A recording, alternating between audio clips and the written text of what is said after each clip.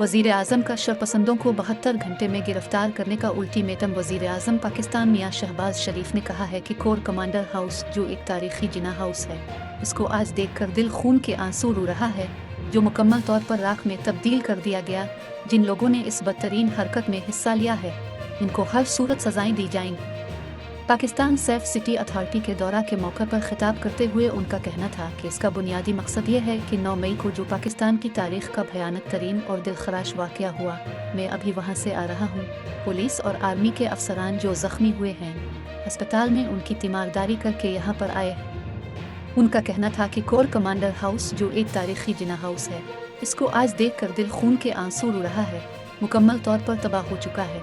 75 साल तारीख में जो हमारा अज़ली दुश्मन ना कर सका, जो इसके ख्वाब थे, वो कभी शर्मिंदा ताबीर ना हुए। वो बदकिस्मती से 9 मई को इमरान नियाज़ी की निगरानी में उसकी मनसूबाबंदी, इसके उकसाने के तहत इसके मुसल्लह जत्थे ने जिना हाउस को मुकम्मल तौर पर राख में तब्दील कर दिया। वज़ीर आज़म ने कहा कि हर कमरा आग से मुकम्मल तौर पर जला हुआ है, फर्नीचर जल गया, वहाँ पर जो तारीखी चीज़ें थी वो सब तबाह हो गई। काश बतौर पाकिस्तानी हमें ये दिन नसीब ना होता। और मैं समझता हूँ कि इस अलमनाक वाक़े के बाद पूरी कौम इंतहाई गमगीन है, मां सिवाय उनके जो इमरान नियाज़ी और उनका जत्था है, वो जहाँ पर भी है, वो किसी हवाले से भी दहशतगर्दों और पाकिस्तान के दुश्मन से कम नहीं, क्योंकि इस तरह का काम कोई पाकिस्तानी सोच भी नहीं सकता।